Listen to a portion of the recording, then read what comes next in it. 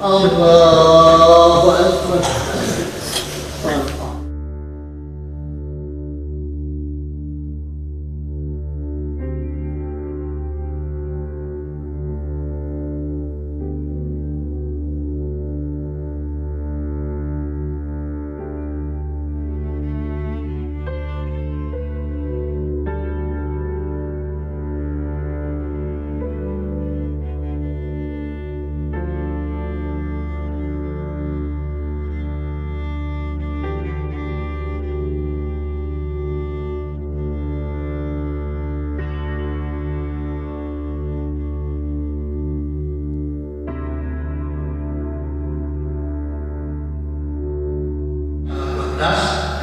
Pas di City Hall di sana itu orang setelah melontar jumlah ulah Bapak sebelum maghrib dia harus keluar dari Mina, ya, dari Mina, dari pelontaran Akoka.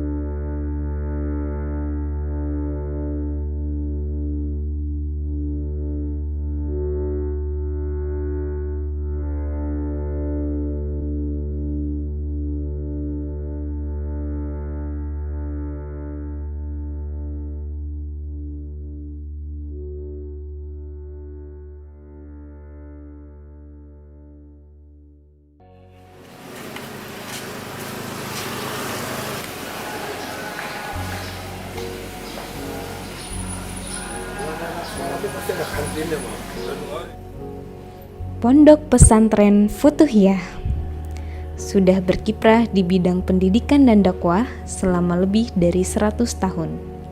Kira-kira didirikan tahun 1900-an di Desa Meranggen, Kabupaten Demak. Lokasi Futuhiyah hanya berjarak 7 km dari Masjid Agung Jawa Tengah di Semarang. Santri yang menimba ilmu di Futuhiyah saat ini pada umumnya sekaligus mondok di pesantren. Tabarrukan atau mengharap barokah dari kealiman para kiai ternama merupakan tradisi keilmuan pesantren dari masa ke masa.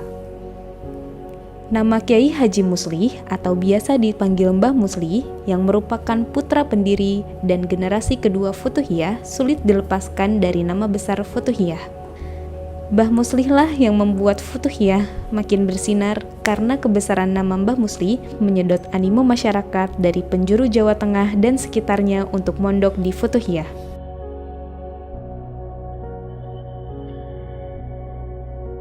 Jadi begini, Futuhiyah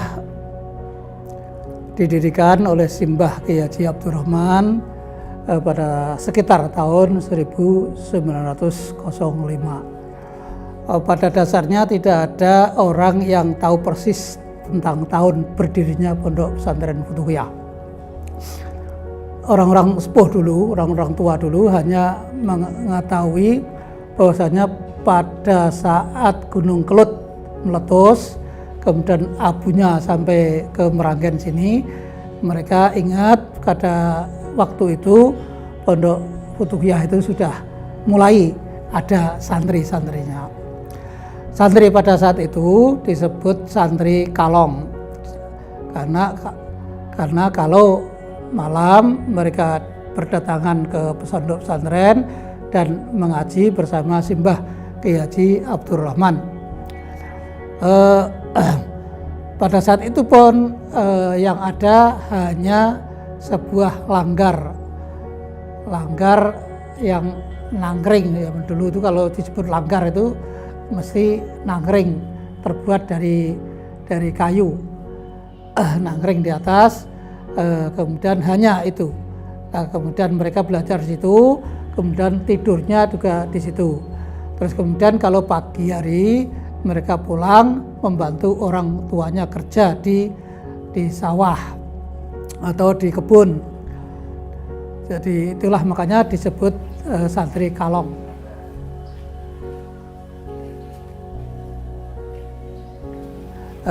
Kemudian dimulai dari situlah, dulu belum ada nama, setelah baru Kiai Muslih, setelah Kiai Muslih menjadi pengasuh Pondok Pesantren Futuhiyah, barulah Futuhiyah itu diberikan nama Futuhiyah. Jadi sejak Simbah Abdurrahman, kemudian dilanjutkan oleh Pak D. Kiai Osman untuk yang kedua kalinya.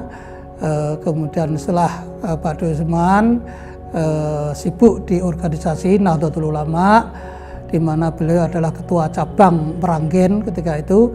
Terus kemudian untuk pondok pesantren diserahkan kepada Kiai Musleh. Kiai Musleh itu pertama kali mondok beliau di Sarang. Kemudian setelah Sarang beliau pulang sebentar, kemudian kembali lagi ke pondok pesantren Termas. Di Termas kemudian beliau melanjutkan di pondok pesantren Tebuireng. Setelah pulang itu beliau kemudian diserahin sepenuhnya oleh Simbah Kiai Abdurrahman dan oleh Pak D. Osman untuk meneruskan pondok pesantren Futuhiyah. Dan alhamdulillah pondok pesantren Futuhiyah yang dulunya, sekali lagi dulunya belum ada nama, jadi dulu terkenalnya adalah Pondok Suburan.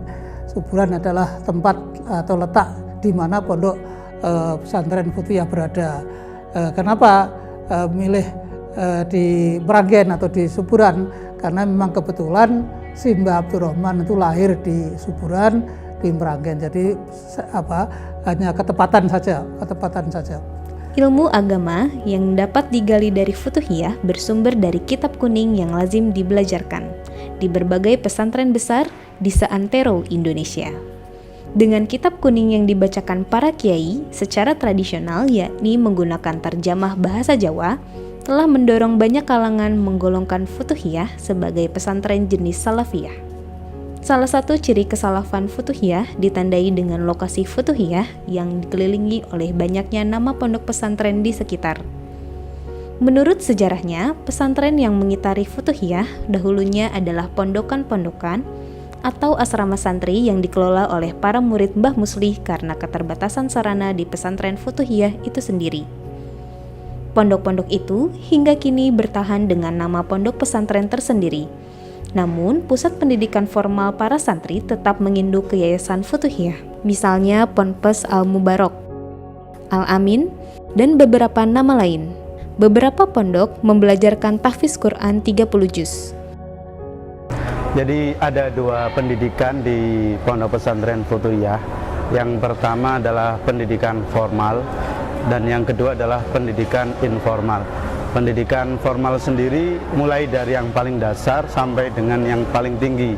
Dari yang paling dasar dimulai dari PAUD, kemudian TK, kemudian MI, lalu MTS, dan SMP, Madrasah Aliyah, SMA, SMK, dan jenjang yang paling tinggi adalah Ma'had Ali.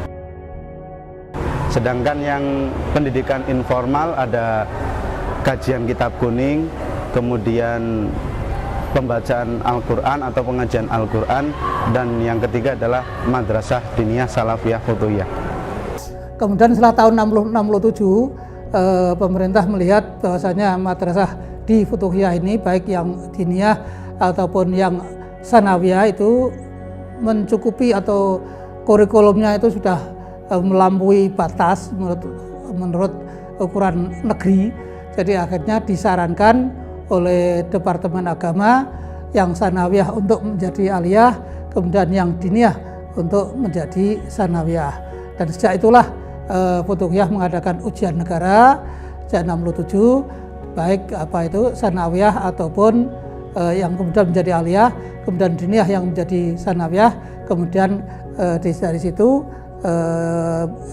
diniyahnya yang kosong akhirnya mendirikan madrasah ibtidaiyah, dan juga madrasah diniyahnya tetap diadakan, tapi tidak pada pagi hari tapi pada siang hari untuk menampung anak-anak yang di sekolah di luar.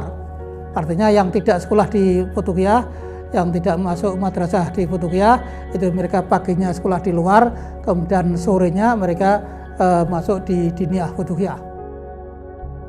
Kemudian Kiai Musleh meninggal pada tahun 81, berarti ketika Kiai Musleh meninggal, beliau meninggalkan yang pertama adalah madrasah diniyah, kemudian madrasah ibtidaiyah, dan madrasah sanawiyah, dan madrasah aliyah. Begitu tahun 83 kami sepulangan kami dari Saudi Arabia, jelasnya adalah dari Jamiah Islamiyah Madinah. Kemudian kami minta kepada Kiai Muhammad Lutfi Hakim, penerus dari Kiai Musleh, setelah meninggal Kiai Musleh, kemudian kami mengusulkan untuk membuka Madrasah Sanawiyah 2 dan Madrasah Aliyah dan sekaligus SMA. Yang satu, baik yang Sanawiyah ataupun Aliyah, itu kurikulumnya tetap seperti dulu. Kita mempertahankan pelajaran-pelajaran dengan memakai kitab kuning, seperti baik di Sanawiyah ataupun Aliyah. Sanawiyah itu kelas 3 sudah mempelajari kitab Alfiyah. Jadi kemudian paripurnanya adalah di Aliyah. Aliyah kelas 1, kelas 2 itu Alfiyah diselesaikan, kemudian yang kelas 3 nanti mempelajari kitab-kitab yang lain. Kemudian kitab fikihnya juga kitab-kitab kuning, seperti Fathul Mu'in, Takrib, dan yang lainnya. Begitu juga yang lain-lainnya masih pakai kitab-kitab kuning. Jadi itu perbedaannya. Kemudian yang 2, baik Sanawiyah 2 ataupun Aliyah 2, itu kurikulumnya plek seperti kurikulum negeri.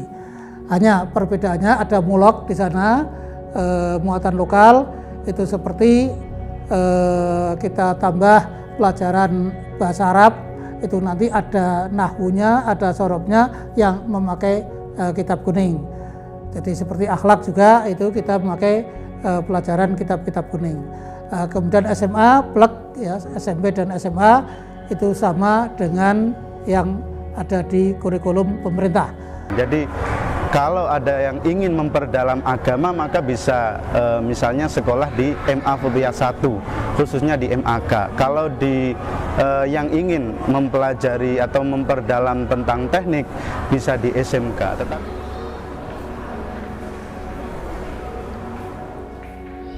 Tetapi di sisi lain, meskipun banyak jurusan, Pondok Pesantren Futuhiyah tetap membekali ilmu agama, yaitu di Pondok Pesantren Futuhiyah sendiri, yaitu di madrasah diniyahnya, atau melalui pelajaran-pelajaran agama yang dimasukkan dalam kurikulum yang ada di yayasan atau lembaga-lembaga di Yayasan Pondok Pesantren Futuhiyah itu tadi.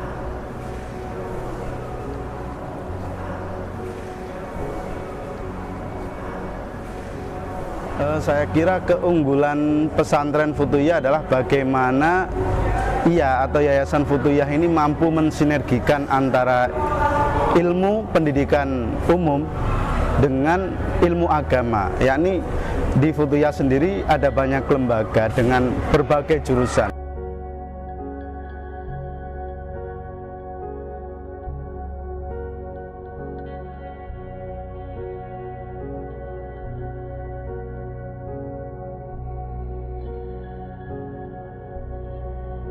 Semua lembaga, sekolah-sekolah yang ada di Futuhiyah ini semuanya ijazahnya adalah ijazah yang diakui oleh pemerintah. Jadi mulai dari yang paling bawah sampai dengan yang paling tinggi itu semuanya diakui oleh pemerintah, dan lembaga-lembaga yang ada di Futuhiyah ini bahkan hampir semuanya terakreditasi A, amat baik. Jadi dan sudah banyak alumni yang membuktikan kuliah di dalam negeri seperti UGM, Undip, bahkan di luar negeri seperti Al-Azhar di Mesir.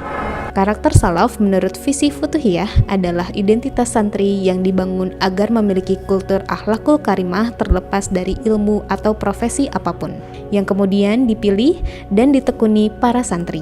Futuhiyah sejak tahun 1960-an mulai membuka sekolah dan madrasah modern dalam rangka merespon tuntutan perkembangan zaman. Sedangkan bekal ilmu agama dikondisikan melalui ngaji kitab kuning yang terus dipertahankan hingga kini. Futuhiyah menekankan alat. Alat itu diantaranya adalah nahwu, sorob, balaghah. Mengapa begitu? Karena ibaratnya orang macul itu adalah harus punya cangkul dan arit.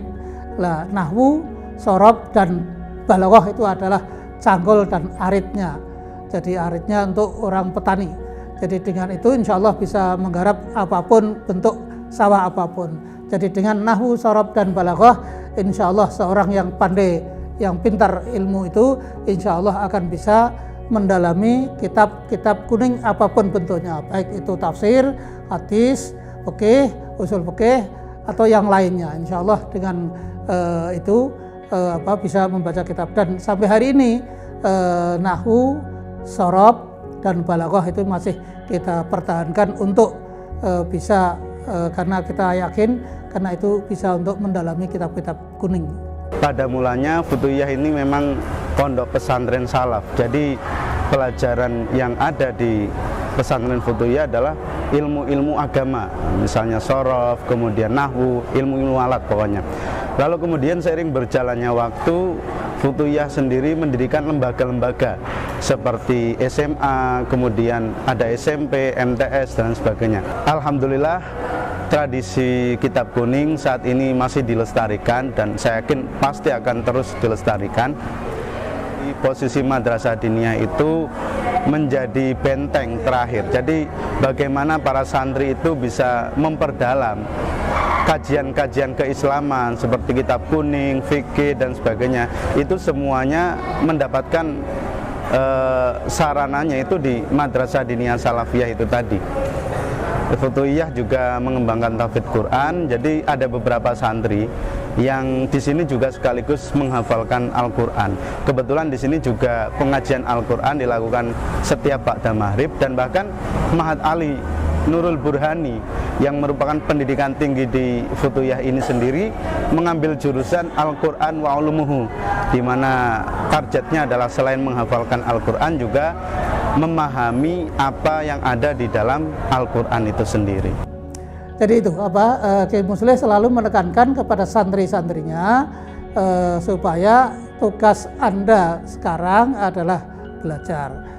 Karena Kiai Muslih mengendika begitu, bilang begitu, kami sebagai putra-putranya juga selalu menyampaikan kepada santri-santrinya, pada santri-santri kami, supaya mereka tugasnya ada belajar, dan nanti kalau sudah jadi orang pintar sesuai dengan ilmu yang dipelajari di pondok pesantren, kalau dia nanti di aliyah ya tentunya akan menjadi seorang kiai atau menjadi seorang guru. Kalau dia di sekolah SMA ya mungkin dia akan jadi birokrat atau apapun, jadi polisi atau tentara. Itu mereka tetap wajib harus mengajar, karena dengan mengajar itu insya Allah akan terbuka segala-galanya, baik termasuk rezekinya akan ditanggung oleh Allah. Jadi itulah yang diharapkan oleh pondok pesantren, seperti yang tadi disampaikan sebuah hadis, khairun nas anfa'uhum linnas. Jadi sebaik-baik manusia adalah mereka yang berguna bagi manusia yang lain, bagi orang banyak. Kenapa kita perlu menjadi santri? Ada banyak alasan sebenarnya, tapi diantaranya adalah pertama, dengan menjadi santri kita bisa memperdalam ilmu agama, di mana ilmu agama itu ilmu yang sangat penting, karena penekanan di dalam pondok pesantren itu sendiri adalah yang pertama adalah akhlak al-karimah, jadi perilaku yang mulia. Bahkan di dalam pesantren itu sendiri al-adabu fokal ilmi, jadi tata krama atau sopan santun itu berada di atasnya ilmu, sehingga yang paling pertama adalah kita menjadi orang yang beradab, itu yang pertama. Kemudian dengan menjadi santri, paling tidak kita bisa belajar banyak hal tentang kehidupan, karena kehidupan di santri itu sendiri, kalau saya boleh mengatakan, itu miniatur cara belajar hidup di masyarakat, karena kita di sini melakukan semuanya, hampir semuanya itu mandiri, mulai dari mengatur keuangan, kemudian ilmu bagaimana bermasyarakat, berteman dengan orang lain di dalam kamar, pokoknya semua yang ada di masyarakat, organisasi dan sebagainya, semuanya bisa kita dapatkan dengan kita menjadi santri. Nah itu. Futuhiyah sudah melahirkan para santri yang berprofesi di berbagai bidang keahlian, sembari tetap memegang teguh ilmu agama yang menjadi bekal utama titipan para kiai. Tak sedikit sederet nama tokoh nasional saat ini berasal dari bangku sederhana kitab kuning di pesantren ini. Sebut saja Agus Maftuh Abu Gabril yang saat ini menjadi Duta Besar Indonesia untuk Saudi Arabia. Juga novelis Habibur Rahman El-Shirazi, penulis film ayat-ayat cinta, serta sejumlah nama besar lain yang berkiprah di berbagai bidang. Misalnya almarhum Qodri Azizi, mantan Dirjen Pendidikan Islam Kemenak. Juga Kiai Kondang Muhammad Nur Iskandar SQ.